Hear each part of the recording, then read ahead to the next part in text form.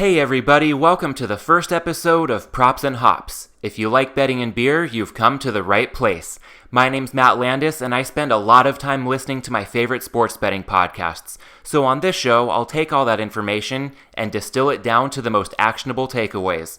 I'll also talk some beer and recap some bets in each episode, but for now, let's dive into some football talk with a segment called What We're Hearing. Noises! And loud noises are just about everywhere when it comes to sports betting content these days, so the goal for this show is to isolate the signal from all the noise. As a starting point, I turn to my favorite sports betting podcasts. Now, just because they're my favorite doesn't mean I'll always agree with what they have to say, but I think we can all find value in appreciating the insight they provide. Let's kick things off with the Simple Handicap with Adam Chernoff. Adam's been doing team previews every weekday morning, and this past Monday, he broke down the Tampa Bay Buccaneers, his number 9 team in the NFL entering the season. From a market perspective, Tampa Bay's regular season win total opened in February at 7.5 flat, and now it's at 9.5 at most shops, juiced to the over.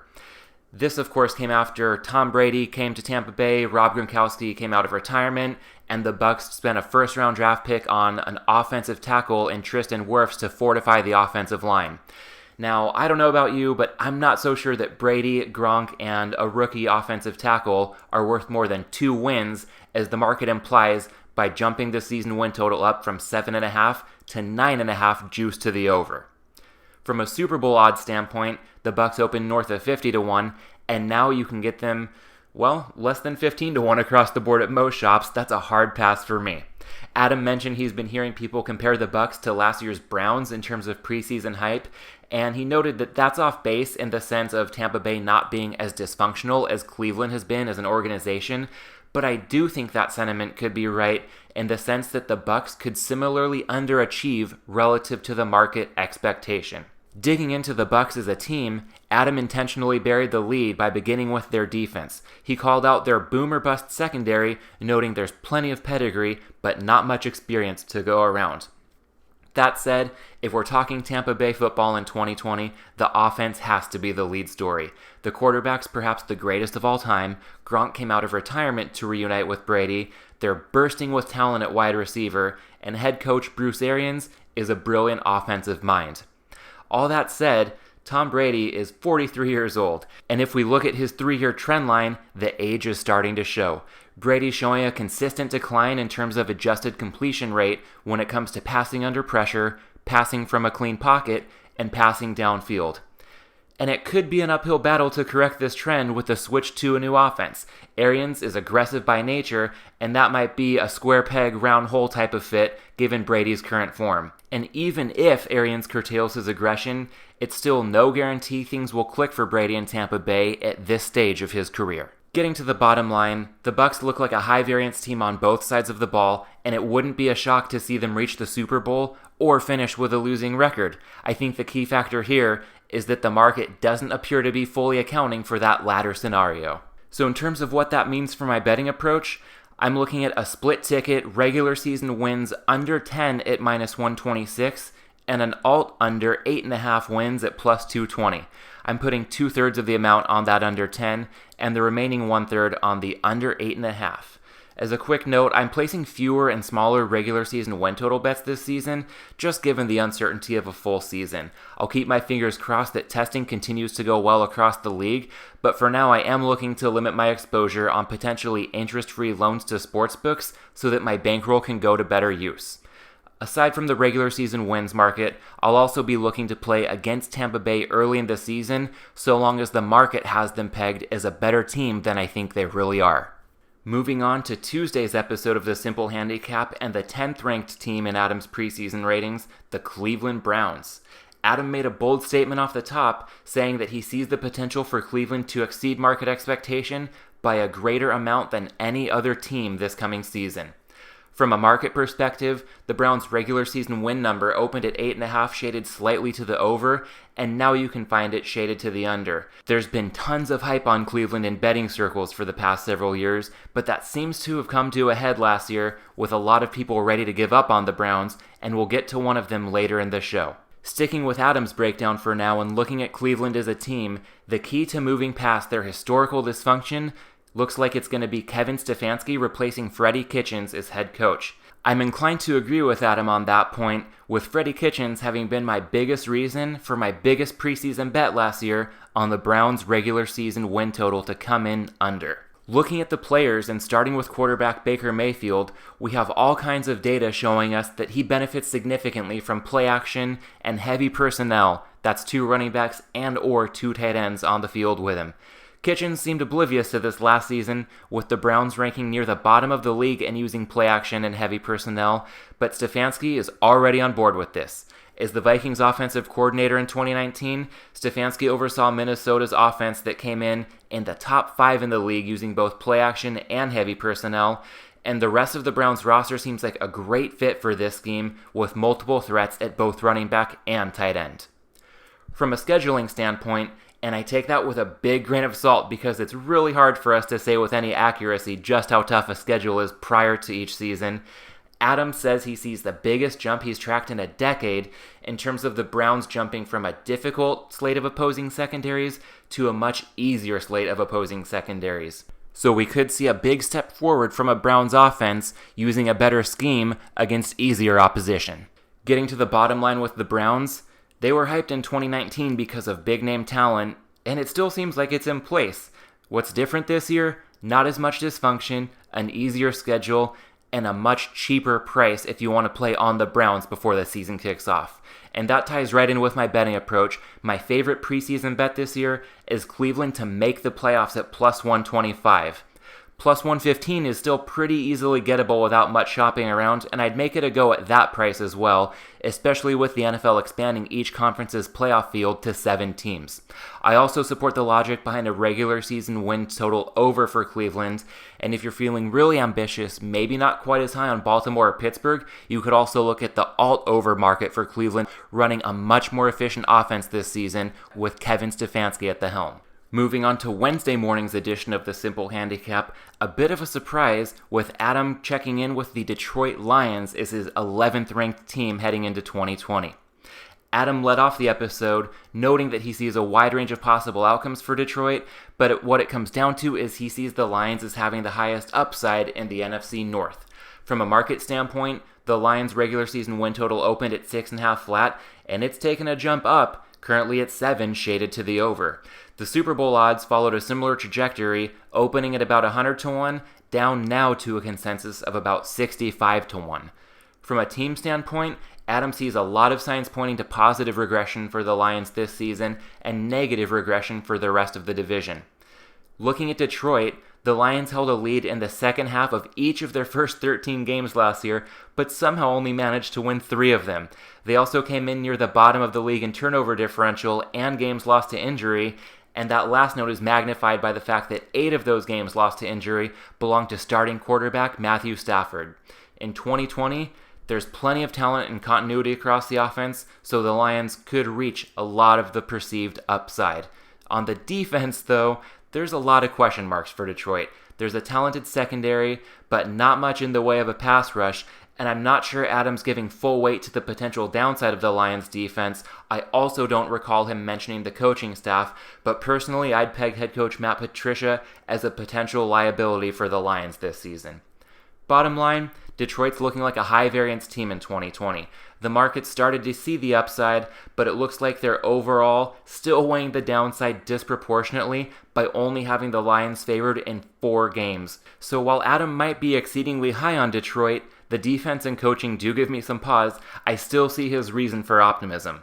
When that comes to my betting approach, I think I'm going to be with Adam looking to bet on the Lions early in the season. The ship has sailed on their futures numbers, but the point spreads may offer some value if the market proves slow to adjust. I'll also look toward overs in Lions games this season given the optimism around their offense and some skepticism for their defense. The Lions' Week 3 game against Arizona looks particularly promising in this regard, with the Deep Dive podcast circling that matchup as one to look for an over if we see the total open around 48.5 or below, so I'll keep that near the top of my shopping list over the coming weeks. Moving on to Thursday's episode of The Simple Handicap and a reluctant number 12 in the league, the Buffalo Bills.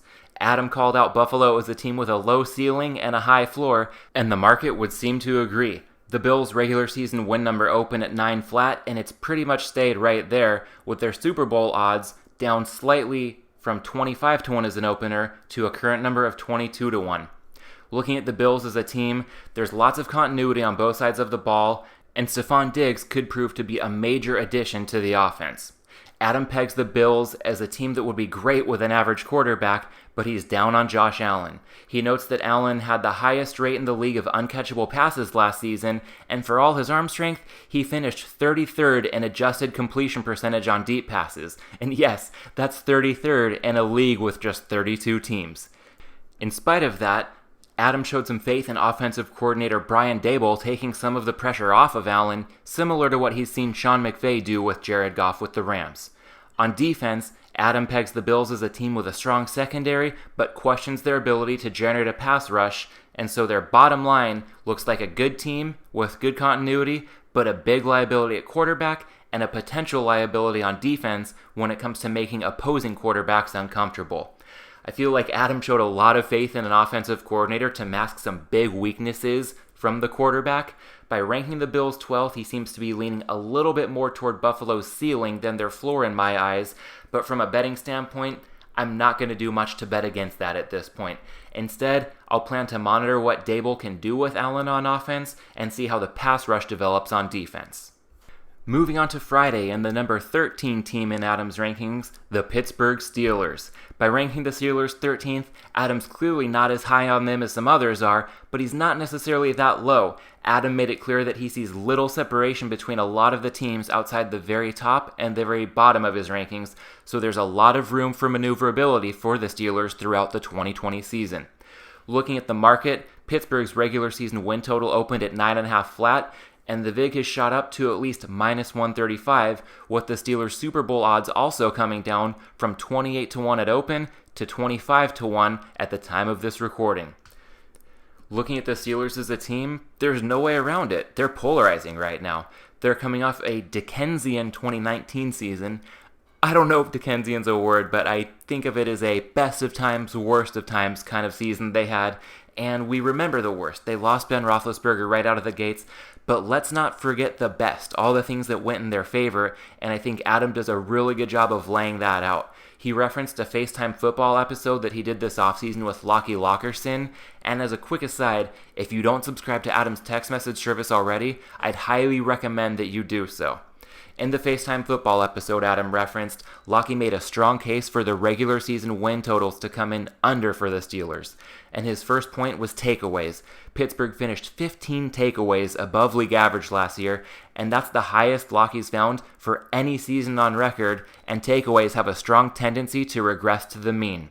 The Steelers do have plenty of talent on defense, but fumble luck was a big part of those takeaways last season. They recovered 5 fumbles above expectation, and by that metric, they were the luckiest team in the NFL. Looking at field goals, the Steelers also got lucky in 2019. They were the 4th luckiest team in the league in terms of the differential in percentage between field goals that they made against field goals that their opponents missed.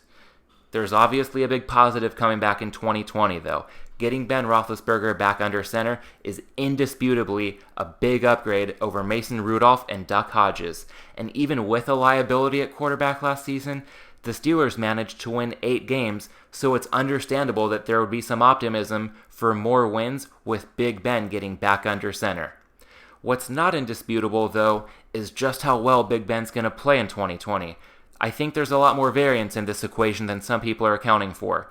Looking at some of the pros, yes, he's experienced and accomplished. A 2-time Super Bowl winner, and his last full season in the league in 2018, Adam notes that Roethlisberger led the NFL in passing yards. But the outlook isn't entirely rosy for Big Ben in his return.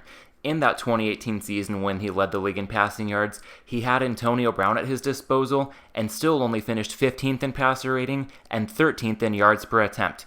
And of course, Big Ben's coming off Tommy John surgery at 38 years old. I know he's not a pitcher, but I still think it's fair to question his arm strength and his accuracy, especially as he works his way back into form. By extension, I think it's also fair to question just how good this Steelers offense can really be in 2020. Bottom line for Pittsburgh, we're looking at a team with a wide range of possible outcomes. If Big Ben's back in peak form and the defense sustains its 2019 performance, the Steelers can absolutely contend in the AFC. That said, if Big Ben isn't close to 100% and the indicators for regression on defense hold true, it could be tough for the Steelers to improve much on last season's 8-8 record. So when it comes to the betting approach, there's nothing in pocket for now with the Steelers, but it's going to be very telling to see how Big Ben looks early in the season. That covers this week's slate for the Simple Handicap, so now let's move on to Deep Dive with Andy and the Whale. The Deep Dive podcast has been doing division previews each of the past few weeks, and this week the focus went on the NFC East. Monday's episode, Washington and the Giants. Kicking it off with Washington, the guys were bullish. From a coaching standpoint, Washington gets some much-needed stability with Ron Rivera and his staff replacing Jay Gruden's largely incompetent regime. I don't recall the deep dive mentioning Rivera's recent cancer diagnosis, and that will challenge the staff, but it's still an upgrade over the previous regime, and fortunately Rivera's prognosis sounds positive, so hopefully he can be strongly involved throughout most of the season. Looking at the roster, Washington can only see better production from quarterback in 2020 than it did in 2019. Dwayne Haskins was thrown to the Wolves last year, and he gets a fairer crack at everything this season working with the ones from the get-go. Plus, we know at wide receiver he has a nice playmaker to go to in Terry McLaurin. On defense, number 2 overall draft pick Chase Young fortifies an already solid defensive line, so while Washington has question marks across the offensive line and the second and third levels of its defense, that's already baked into their price and then some.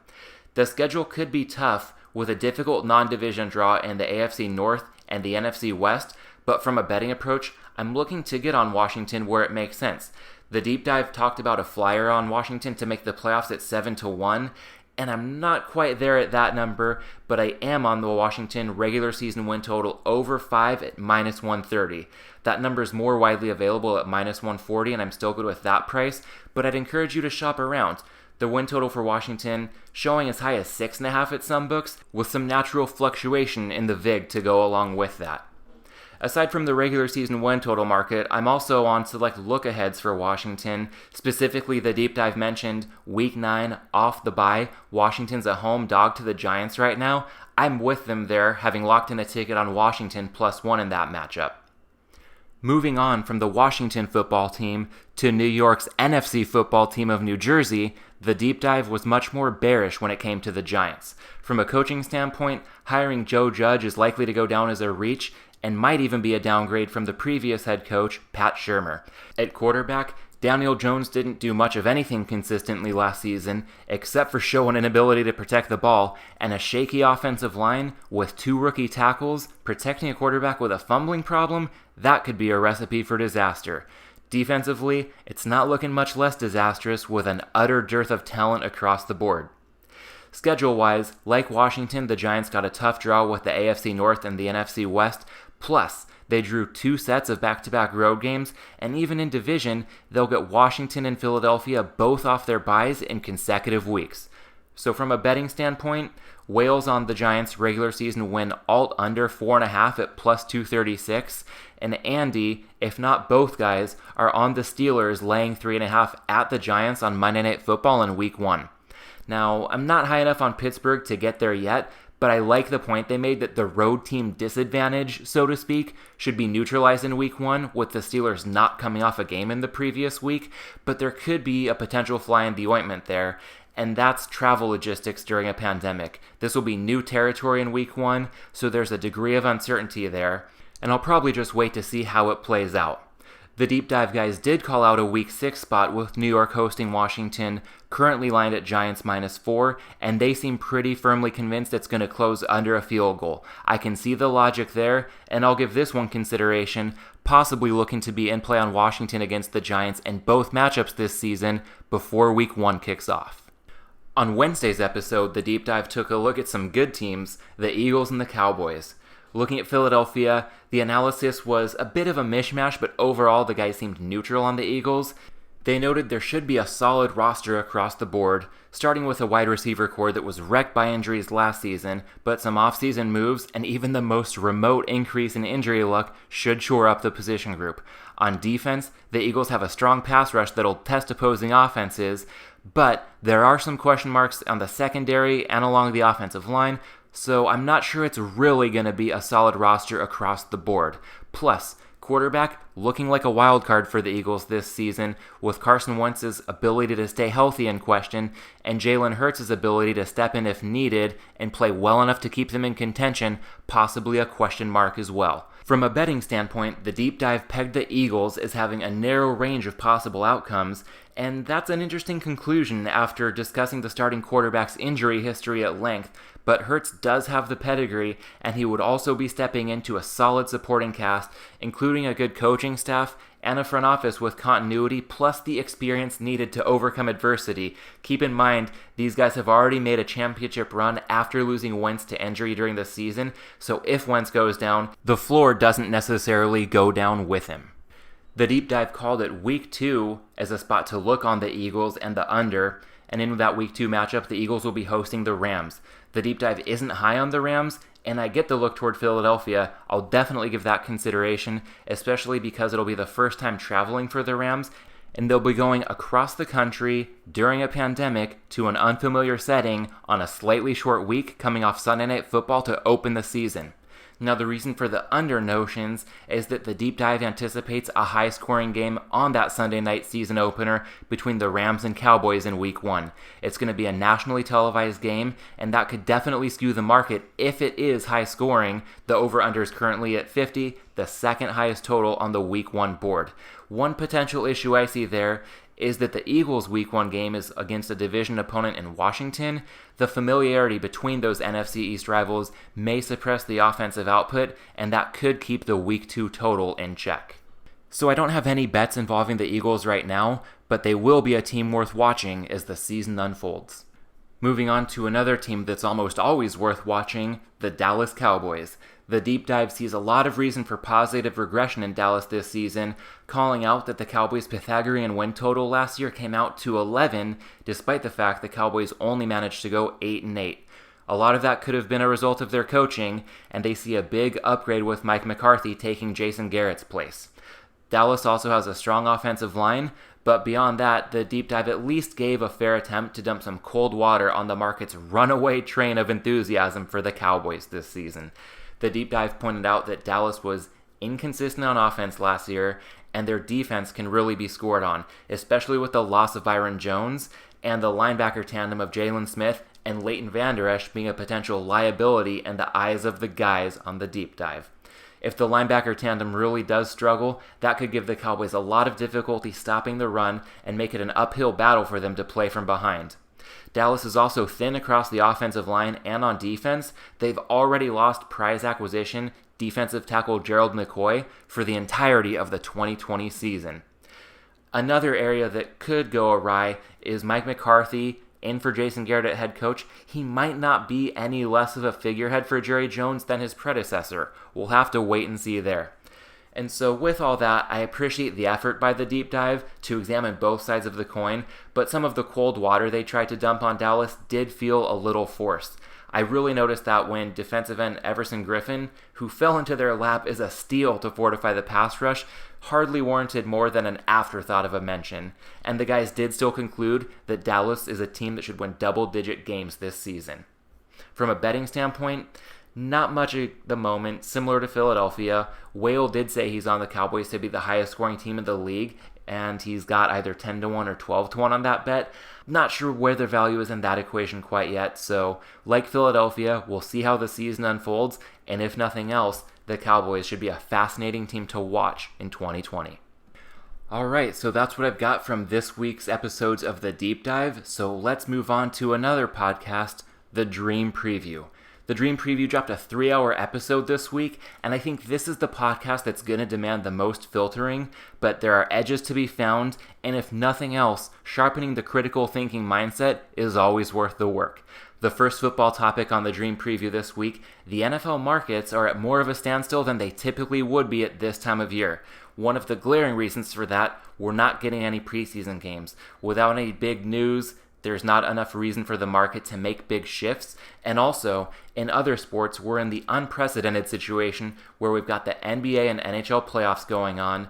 The condensed baseball season has added urgency to each game there, and I think the takeaway here is that while the market always overreacts to week 1, that might be even more extreme this season due to a lack of real information prior to the NFL season kicking off. So I agree with the Dream Preview nailing that angle, and what we could see is a case of small recreational bettors almost always giving too much weight to week 1 results. That likely isn't going anywhere. What could be moving in the market this season is the approach of sharper and bigger bettors having to weigh week 1 more heavily than a typical first week because it'll account for a bigger share of available information when the time comes to wager for week 2 and beyond.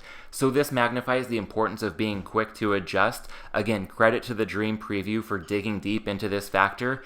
And taking it a step further on my end, I think the race to be first versus the race to be right could really unfold in unprecedented fashion this football season. For any adjustments you think are warranted, be prepared to act fast. And on the flip side, if you see the market moving the wrong way, this could be a great opportunity to be patient and let those small edges accumulate. Next up, the Dream Preview discussed home field advantage and how that could be different this coming season. The 3 biggest home field advantages due to crowd noise that they agreed on: the Vikings, the Saints, and the Seahawks. None of these teams will have fans in the stands, at least to start the season, and the implication there is that it's a relatively bigger hit to their home field advantages than it will be to the other teams who won't have fans when it's normally not as big of a noise factor in the first place. The guys also noted the Chiefs and Dolphins do plan to host fans at limited capacity to start the season, and not mentioned, but also the Cowboys, Colts, Jaguars, and Bucks plan to have fans in attendance from the get-go, so that could be a factor that isn't getting enough play in the market right now.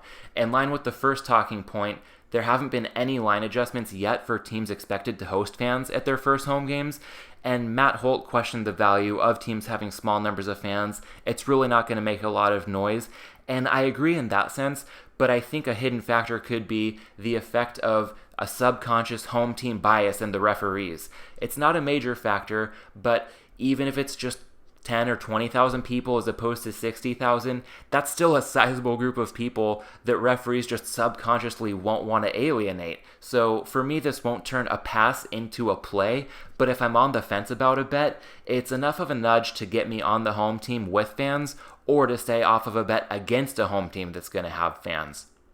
The Dream Preview also touched on the added dimension of the road team disadvantage with different types of travel this season. There's going to be a lack of access to familiar facilities and amenities on the road, and we can bank on the fact that some organizations will take this in stride and others won't. No surprise here if the Patriots handle it well, and the Chargers have no idea what they're doing when they go on the road. So with travel being a big question mark this season, that's another area to anticipate a strong and rapid reaction from the market after each team's first road game. One point that RJ Bell brought up that was really sound: trips within the division should be less onerous. It's going to be a much bigger challenge when teams head into unfamiliar non-division environments where the logistical and operational strains are magnified. So just be mindful of road games not all being equal. If somebody's going out of division, that's likely to be much more impactful than if it's a familiar division opponent.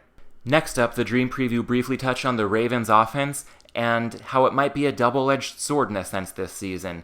On one hand, the AFC North opponents have a degree of familiarity that could better equip them to neutralize Lamar Jackson's unique talent, while unfamiliarity from non-division opponents could really magnify what Jackson can do. He's almost impossible to replicate in practice, so might be worth keeping in mind Baltimore is a team that could be a fade in division and more of a play on out of division.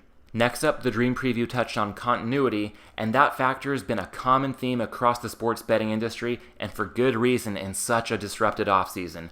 RJ floated the idea of an index that could give a certain number of points for teams with a new head coach or a new coordinator on either side of the ball, or a new quarterback and any new offensive lineman.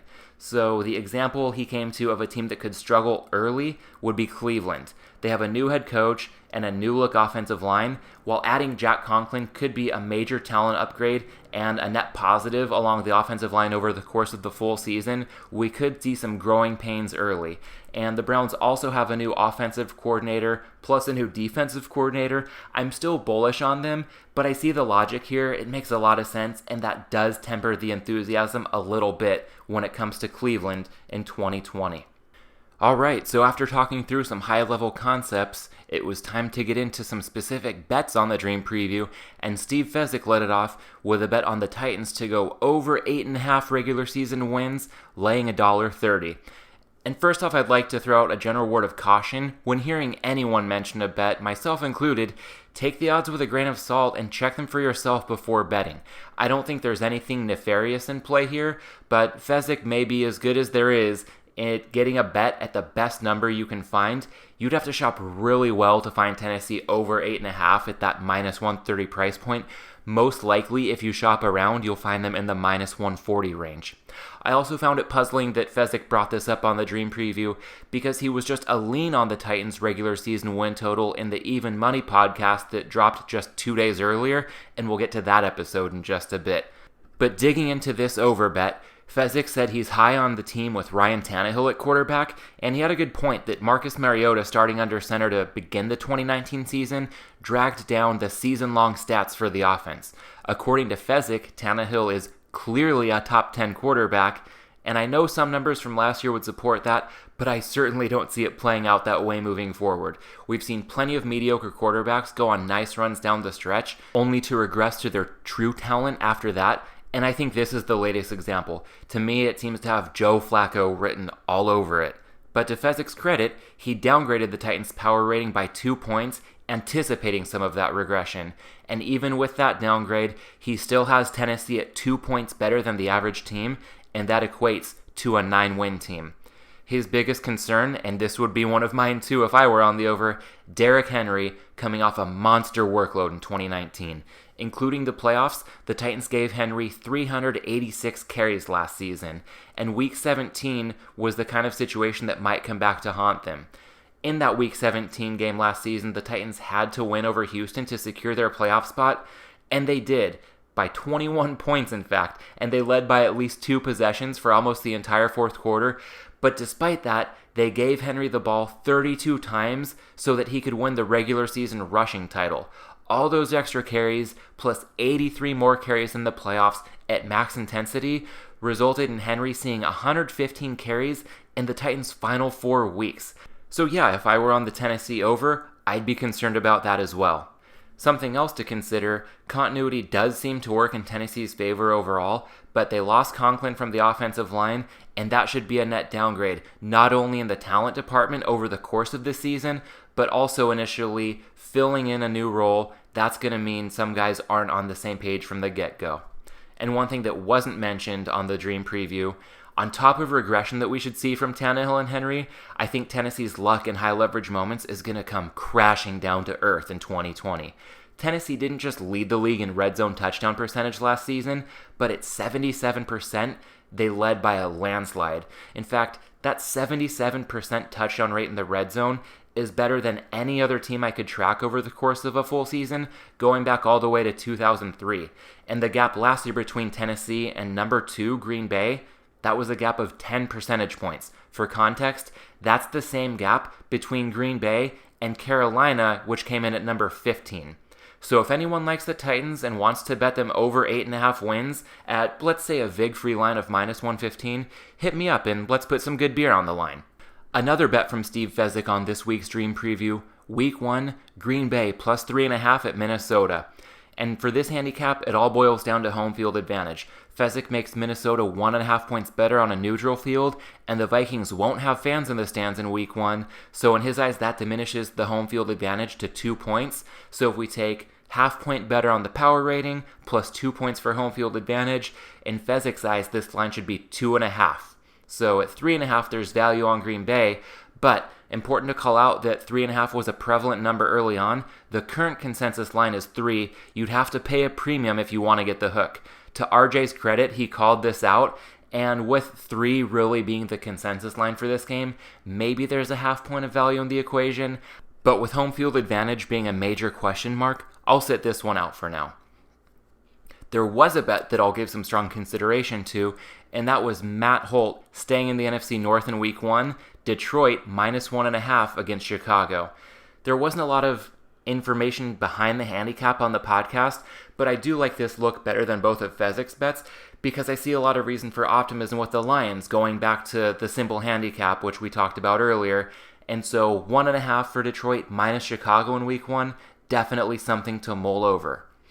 And now, jumping from one Steve Fezzik podcast to another, Even Money with Ross Tucker and Steve Fezzik. I primarily listen to this to get Fezzik's bets and insights, and on Tuesday's episode, Ross Tucker and Steve Fezzik dove into AFC win totals. But before we get to that, a quick note to be aware of Ross touting records at times. On a recent show, he highlighted his and Fezzik's records over the previous few seasons, and it's good. They've given a lot of good information. They've won a lot of bets, but one key thing the records don't account for is the VIG. I think that's a key oversight. Some listeners rightfully called it out, and on this week's episode, Ross acknowledged that pushback, but then he quickly dismissed it, and that didn't sit well with me. Fezzik was diplomatic in his response, and I wish he would have pushed back a little harder, since we know he gets it. And to bring this to life through an example, let's say you place 100 bets, all for the same amount, and go 52-48. At no VIG, that's a good record. You're a winning bettor up 4 units. But with the standard VIG of -110, you could go 52-48, winning more than half your bets, and that still has you as a losing bettor. So I think we get good insight from both hosts on this podcast, and I like Ross a lot, but just because your podcast is called Even Money doesn't mean your bets are even money. So something to keep in mind when you listen to this one. Now moving on to Fezzik's bets from this week's episode. The first one he offered, Cleveland under 8.5 regular season wins. He noted the Browns' history of failure as an organization, but he did admit to upgrades on the roster and the coaching staff. And I think that, plus the cheaper price on this year's team, would actually reflect some value. I get it if the Browns' pattern of dysfunction keeps you off them, but I don't see that alone as a reason to bet against this year's version of the team. Moving on in the AFC, Fezzik mentioned that he's on Denver over 7.5, primarily because he likes quarterback Drew Lock. And going out of order with podcasts a bit and weaving in sharp angles, Warren Sharp on his team this week mentioned that they're low on Denver. In their eyes, the jury's still out on Lock. Warren and his team don't like the Denver quarterback as much as Fezzik, and they called out that he put up some good numbers down the stretch in 2019, but that came at a conservative offense, and we still don't have evidence that Lock can do this without the training wheels. Also, the market seems high on some enticing additions the Broncos made at skill positions, drafting wide receivers Jerry Jeudy and KJ Hamler, and also signing running back Melvin Gordon. But continuity remains an issue for this team, and not just at the skill positions. They're also lacking continuity along their offensive line. They'll have 3 new starters this season, including a rookie center, and they also have a new offensive coordinator for good measure. So on the Sharp Angles podcast, the recommendation was Denver under 8 wins at -130, and I'll note that the truer price for the Broncos under 8 right now would be in the range of -150. So again, take these lines and the prices we get on different podcasts with a grain of salt. Shop around for yourself. Fezzik's line on Even Money of the 7.5 over that he likes would be closer to a bet you could make with flat VIG to the over or the under. And overall, I respect Fezzik's opinion. I respect Warren Sharp's opinion and the thoughts of his team. So when Fezzik and Warren Sharp disagree, usually I'm going to stay away, and that's what I'll do with regard to the Broncos win total. Now back to the Even Money podcast, another bet from Fezzik this week. Indianapolis under 9 wins. I don't recall them mentioning the VIG on the podcast, but you can find the Colts to go under 9 in the range of +120. And Fezzik mentioned liking the under because he doesn't see Rivers as much of an upgrade over Jacoby Brissett, and I'm just going to have to disagree on the quarterback evaluation, both in terms of talent and fit. Looking at talent, Rivers is 38. I know he's well past his prime, but we're talking about a borderline Hall of Famer here. If he doesn't get enshrined in Canton, he'll at least get strong consideration, and it's tough for the peak for a quarterback like Brissett to even approach the valley for somebody like Phillip Rivers. And when we talk about the fit with Rivers and the Colts, we should see Rivers benefit from reuniting with Colts head coach Frank Reich. In the good old San Diego days, Reich was with the Chargers from 2013 to 2015 as the quarterback coach and offensive coordinator. Bouncing back to the Sharp Angles podcast one more time, they also did a deep dive on the Colts this week, and they seemed bullish on Indianapolis. They noted that Rivers gets a huge upgraded offensive line, and not only is this offensive line good, but they have a lot of continuity. That's a big plus in a season like 2020. And it's an even bigger plus when we consider that the offensive line upgrade gets magnified for Rivers as an immobile quarterback. He was one of the best passers in the NFL with a clean pocket last season despite the rumors of his demise, so with way more clean pockets headed his way with the Colts, we might see a bounce back. But in fairness, it's not all rosy with Rivers, just like it's not all rosy with Big Ben coming back. In the case of Rivers, his fading accuracy for the deep ball is a fair concern. That is something that might give Fezzik an edge with playing the Colts to go under, but it doesn't seem like it should really be the death knell for this Colts passing game. One reason why? The deep ball is not nearly as big of a factor near the goal line, and that's where Frank Reich is a really good play caller as a willing passer. Most teams in the NFL get way too conservative inside the 5-yard line, and Reich's play calls can keep defenses honest, and that has a way of turning 3s into 7s on the scoreboard. From a high-level standpoint, the last 9 games in 2019, the Colts had a lead in 7 of them after halftime, and they only won 2 of those games. That's a sign of some pretty bad luck that tends to regress toward the mean. And so overall, from a betting approach with the Colts, we've got Fezzik looking to play under, a lot of reasons for optimism going the other way from the Sharp Angles podcast. I'm going to stay away from a preseason win total bet, but I will look to play on the Colts early in the season when Rivers is fresh, and I think he's going to mesh with his new team a lot more quickly than some of the market would expect. And now, sticking with the Sharp Angles podcast, Thursday's episode focused on how to approach the unique elements of a pandemic season, and they started with talking about injuries. Their closest parallel to this season, where we've had such a condensed offseason, goes back to 2011 with the lockout, and they mentioned a study that showed condition-related injuries increasing by 38% back in 2011. Now, I'm always a little skeptical of reports on increased injuries. It seems like we get them at the start of every season, but the Sharp Angles team does its homework, so I do think it's something to watch, and it's going to test teams both with their depth and their adaptability. We're already seeing it with a few teams. The 49ers wide receiver core is getting beat up left and right, and the Giants and Browns are already spread thin on defense.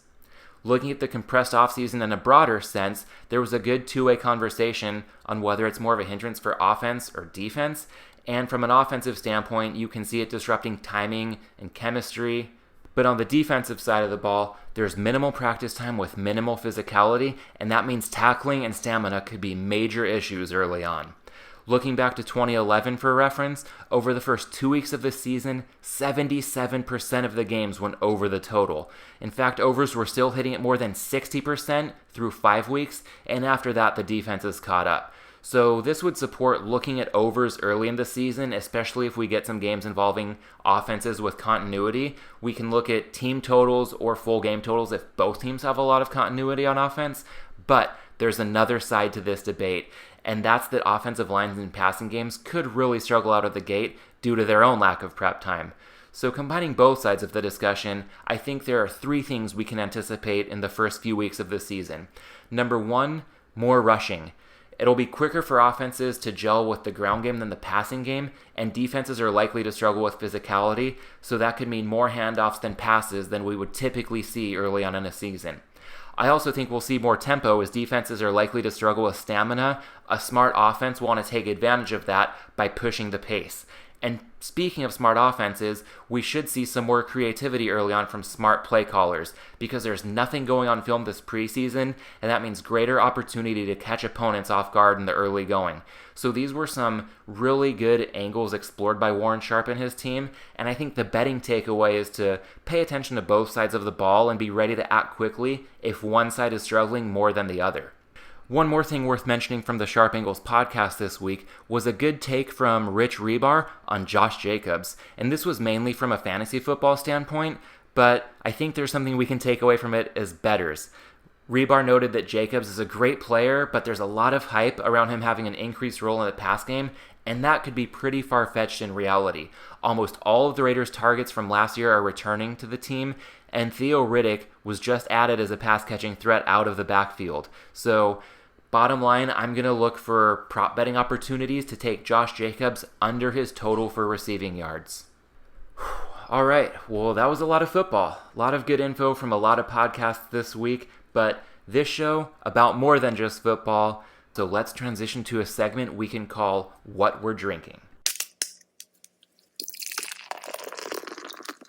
And we're going to put the hops and props and hops in a big way with our first show beer, and that would be Pliny for President.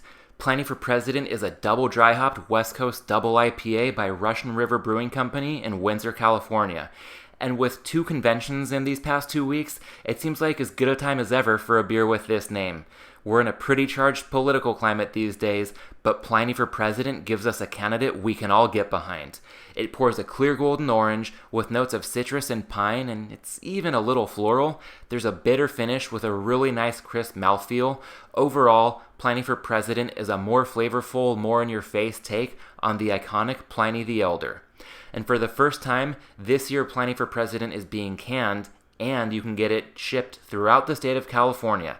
That's one of the biggest silver linings of the pandemic, if you ask me. Relaxed shipping and distribution regulations have made a lot of really good beer a lot more accessible. One note I would like to call out and give a hat tip to Russian River for: most breweries when they ship are offering a 1-case minimum. That's 24 cans. It's a pretty big commitment.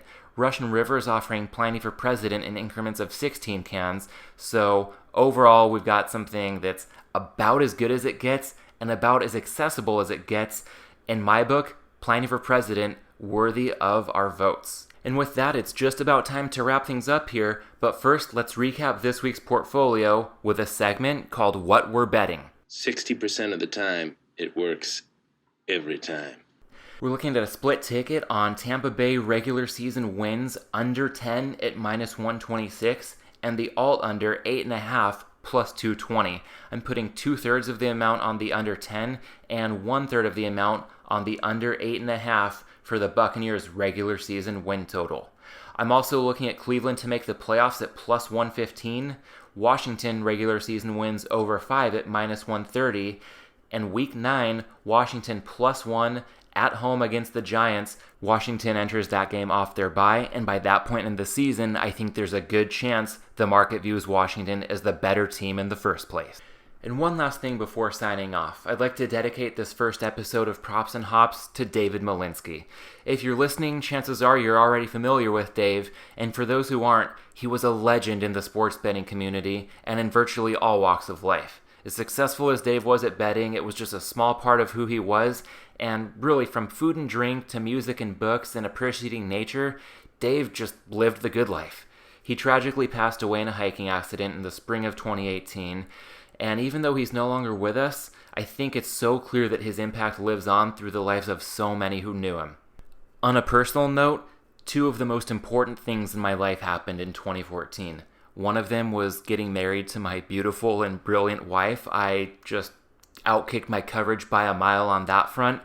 And the other thing was discovering David Malinsky through his Point Blank column on pregame.com. The moment I discovered it, I was a religious reader. I read it throughout the pregame days and then on Sportsbook Review when Dave moved over to that site. And really the forums were the stuff of legends. There were so many sharp contributors. Dave was so timely in his responses. I don't think there could have been a better way for anybody to learn how to become a better than to contribute to the Point Blank forums and read Dave's words every day. Beyond that, I loved listening to the Dream podcast that Dave would go on with RJ Bell and Steve Fezzik, and then it became a dream come true when he approached me in 2017 to host a podcast with him. We did it. It was called House of Yards, and it was nothing but a joy. So I wouldn't be doing this if not for Dave. I think bettors, beer drinkers, and countless others are better off because of him, and I'd like to end it with a timely quote from Dave. This quote came in an email when he and I were planning our first House of Yards episode after the Las Vegas shooting in 2017, and it was a really heavy situation when we knew our show that week would be a diversion if nothing else. And as Dave put it, what we need to do best is move on to better things and make sure that we get into motion rather than being paralyzed by the shock. Fast forward about 3 years, and with everything going on in the world right now, in typical David Malinsky fashion, his words resonate as clearly today as when he first wrote them. And I can't think of a more fitting way to end the first episode of Props and Hops, so that'll do it for this week. Thank you so much for listening, and until next week, let's bet well, let's drink well, and let's be well.